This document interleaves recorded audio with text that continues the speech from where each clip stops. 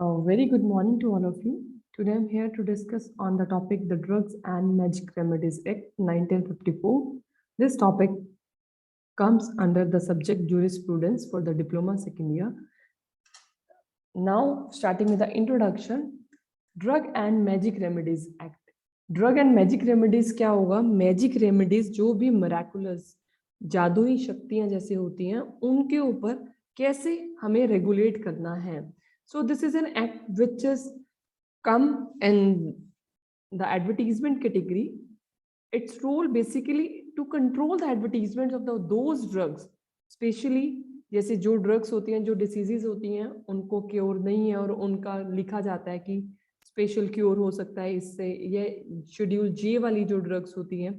So this is the basic purpose of this drug of this act. And now the contents, introduction हम पढ़ेंगे इसमें. Objective, क्यों ये act आया, drug and magic remedies act क्यों आया, हमें कौन कौन सी एडवर्टीजमेंट पे रोक लगानी है और कौन कौन सी एडवर्टीजमेंट को अलाउ करना है, कमेंसमेंट कब हुई इसकी, डेफिनेशंस आप पढ़ेंगे, एडवर्टीजमेंट क्या होता है, आप कैसे किसी भी चीज का एडवर्टाइज कर सकते हो, पीपल लोगों तक तो कैसे पहुंचाओगे आप थ्रू एनी मींस, वो सब एडवर्टीजमेंट में आएगा. मैजिक रेमेडीज क्या क्या होती हैं.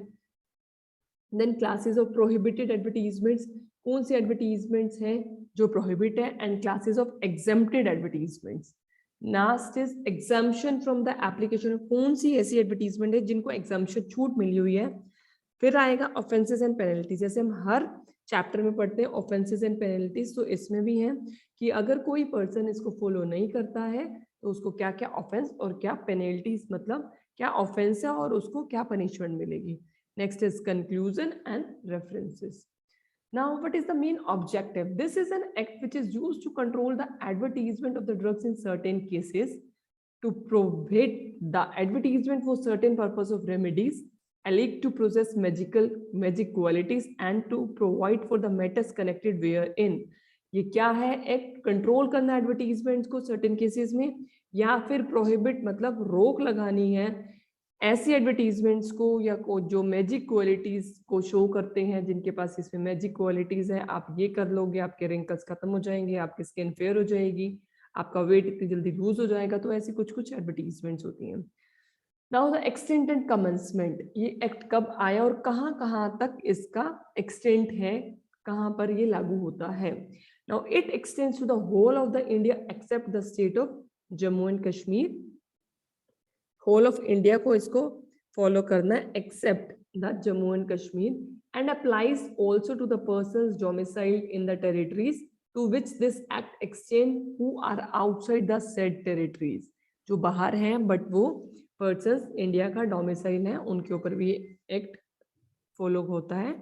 It shall come into force on such date as central government by the notification in the official gazette. 1 अप्रैल 1955 में आया था ये एक्ट सबसे पहले, और फिर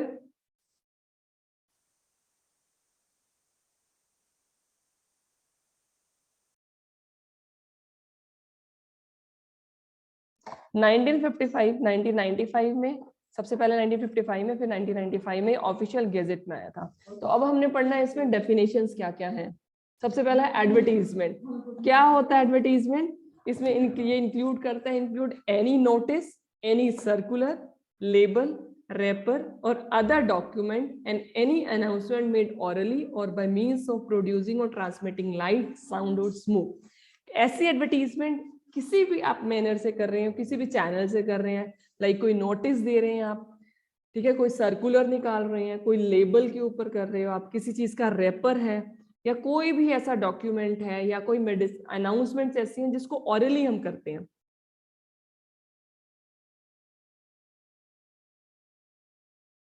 ठीक है, hourly bye means of the producing or transmitting light, sound or smoke.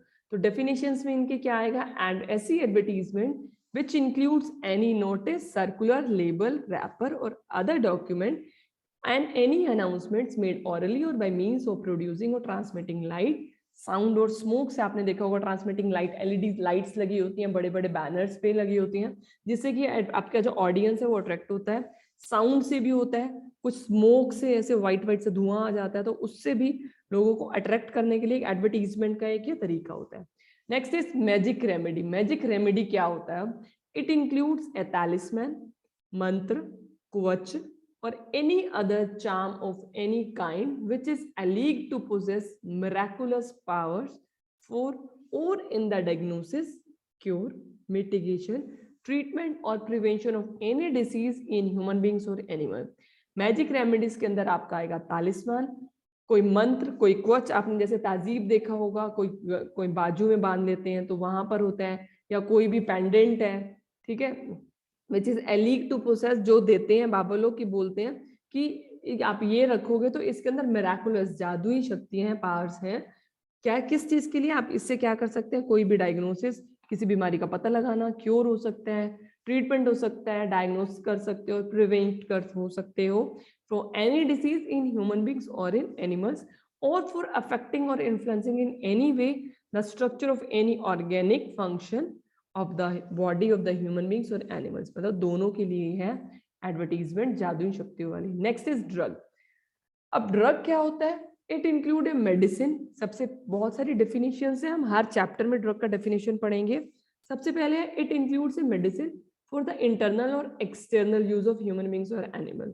ठीक है, ऐसी मेडिसिन है जो इंटरनली या एक्सटर्नली ह्यूमन बींग्स के लिए यूज होती है। Next, substances intended to be used for or in the diagnosis, cure, mitigation, treatment और prevention of diseases in human beings और animal। वो सही सब बातें, डायग्नोस करना, पता लगाना, क्योर करना मीन्स ठीक करना, मिटिगेशन ट्रीटमेंट होता है, और या प्रिवेंशन मतलब बचाना अपने आप को। थर्ड वन, इट इंक्लूड्स कोई भी ऐसा आर्टिकल अदर देन फूड जिसके पास capability, ability intended to affect or influence in any way the structure or any organic function of the body of human beings or animal. Next is any article intended for use as a component of any medicine, substance or article. Next definition is registered medical practitioners, जिनको हम RMPs भी बोला जा सकता है।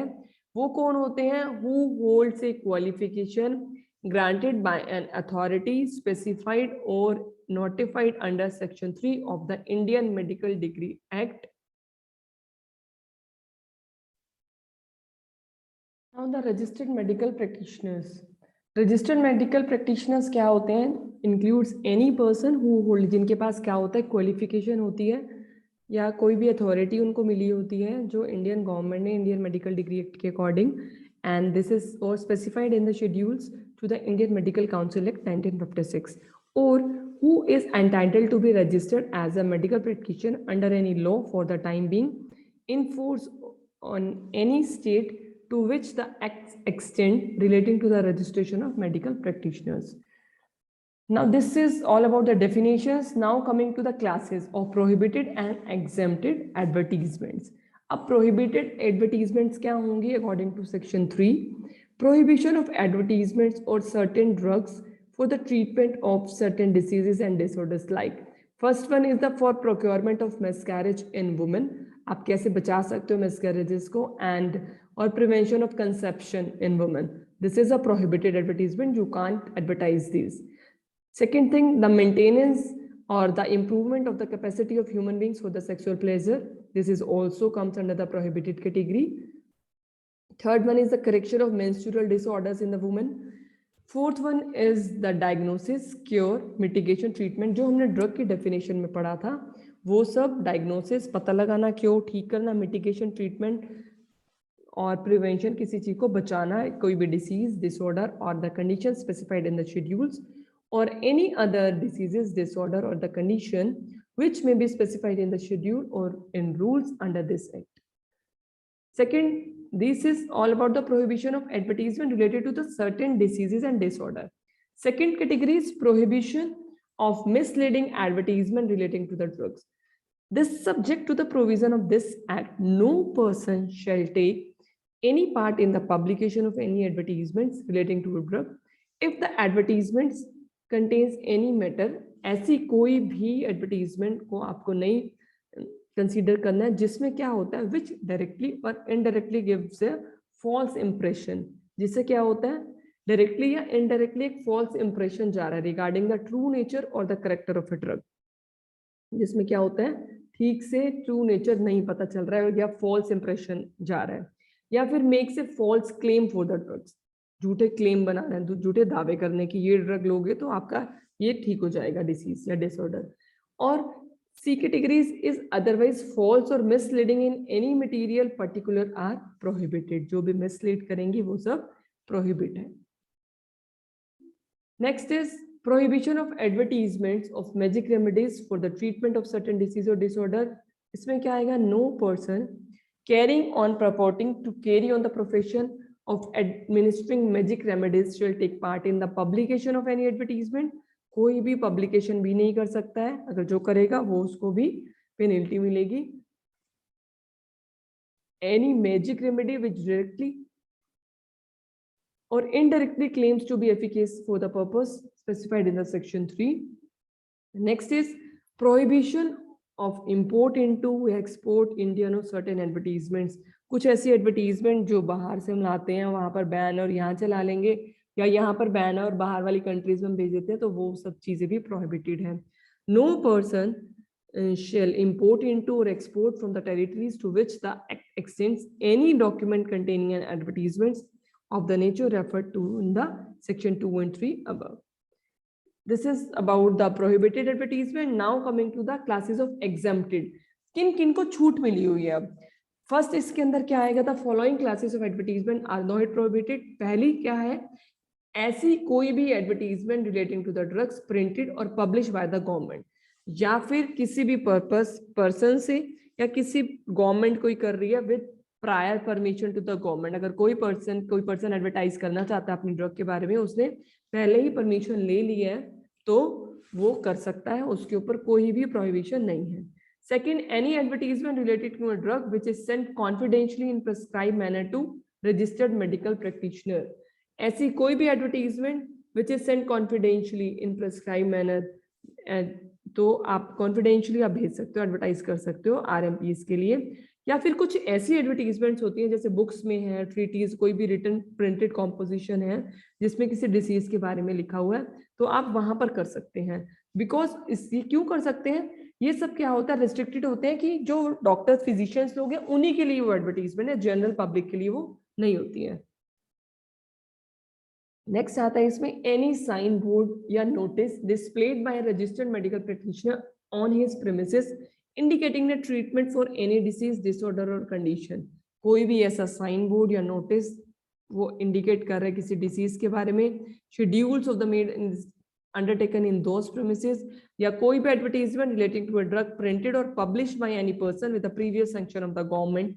ये चीज आ गई गवर्नमेंट से, अगर according to drug and magic remedies act आपने अमेंडमेंट के अकॉर्डिंग परमिशन ले लिए तो आप उसको एडवर्टाइज कर सकते हैं। इसमें एक नोट है, kindly note that it is provided, it should be provided that the government may, for reasons to be recorded in the writing, withdraw the sanction after giving the person an opportunity of showing cause against such withdrawal। Government क्या, अगर थोड़े time के लिए आपको approval मिला है तो कुछ टाइम के बाद गवर्नमेंट विड्रॉल भी ले सकती है विद रिटन सैंक्शन, जो उन्होंने रिटन में दिया था। तो इन सब चीजों को गवर्नमेंट के प्रायर ऑर्डर पे कब से कब तक के मिला है, आपको परमिशन मिली है, तो आपको वो फॉलो करना है। Advertisement relating to drug which comply with the required condition as follows. कैसे आप कर सकते हैं एडवर्टीजमेंट्स, फर्स्ट है लीफलेट्स और literature along with the packing of drug. आपके साथ में लीफलेट एक देना है जिसमें लिटरेचर ड्रग का भी हो। और advertisement of drugs in medical, medicinal, pharmaceutical, scientific and technical journals. Second is therapeutic index of price list publish by the license manufacturer. आपको थेरेप्यूटिक इंडेक्स उसका देखना है, उसकी प्राइस लिस्ट देनी है। Importer, distributor, medical literature distributed by the medical representative with the condition that the advertisement should contain only the information required for the guidance of registered medical practitioner।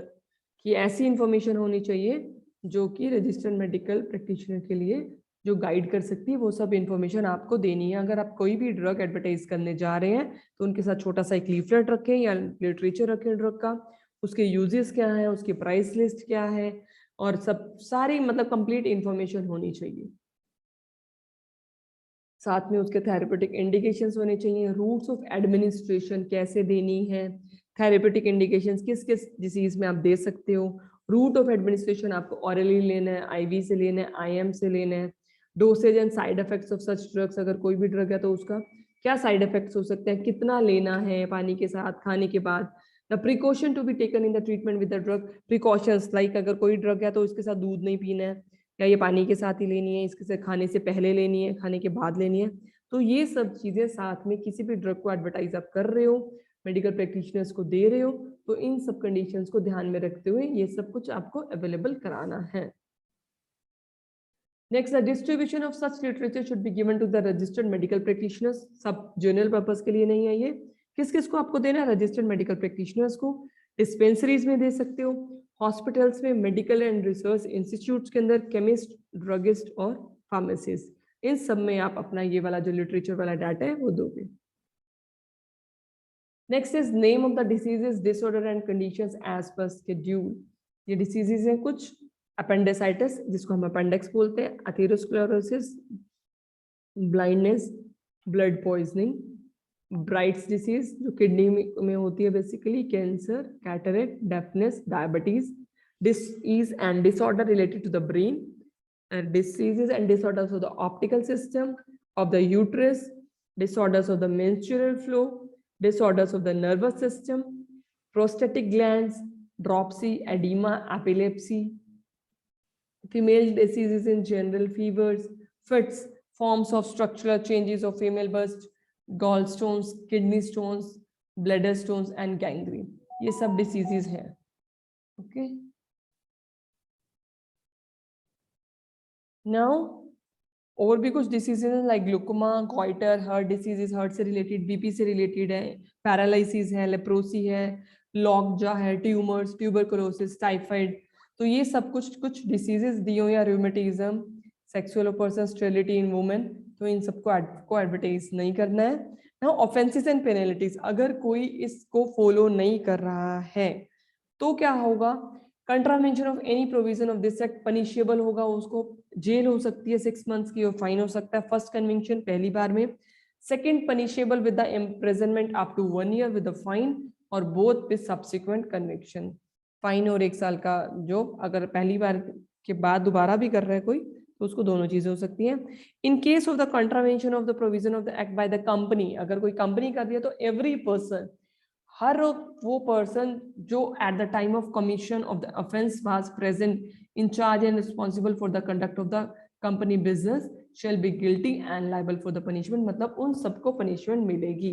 However, such person is not liable for the punishment if he proves that the offense was committed without his knowledge or that he has taken all the precautions to prevent the commission. अगर लेकिन still कोई अपने आप को क्या करता है कि प्रूव कर देता है कि मेरी प्रेजेंस में ये नहीं हुआ या मैंने तो रोकने की कोशिश की थी, तो वो फ्री हो सकता है। पेनल्टीज वही है अप टू 6 months और फाइन, या फिर सब्सिक्वेंट कन्विक्शन पे आपको कन्विक्शन पे आपका जो इम्प्रिजनमेंट का पीरियड है वो भी बढ़ जाएगा और फाइन भी बढ़ जाएगा।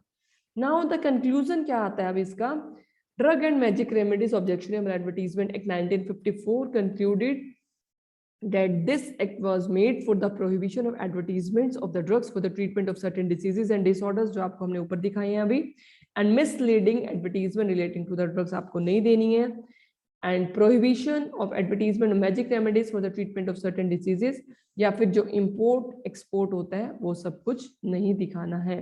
So this is all about the drug and magic remedies act। इसमें हमने अभी क्या पढ़ा है, ये जो चैप्टर है ये कब आया, उसकी कमेंसमेंट क्या थी, कब advertisement, magic remedies, drug, medical practitioners ये सब कौन होते हैं, फिर क्लासेस, जो मेन क्वेश्चन आएगा आपका, क्लासेस ऑफ प्रोहिबिटेड एडवर्टीजमेंट्स कौन कौन सी हैं और एग्जेम्प्टेड एडवर्टीजमेंट्स कौन सी हैं, तो वो सब इंपॉर्टेंट है according to your exam point of view. Then exemptions किस किसको है, ऑफेंसेस एंड पेनल्टीज, अगर कोई रूल्स फॉलो नहीं कर रहा है तो उसको क्या क्या ऑफेंस, क्या गलती और क्या उसको पनिशमेंट मिलेंगे। So thank you for watching the video.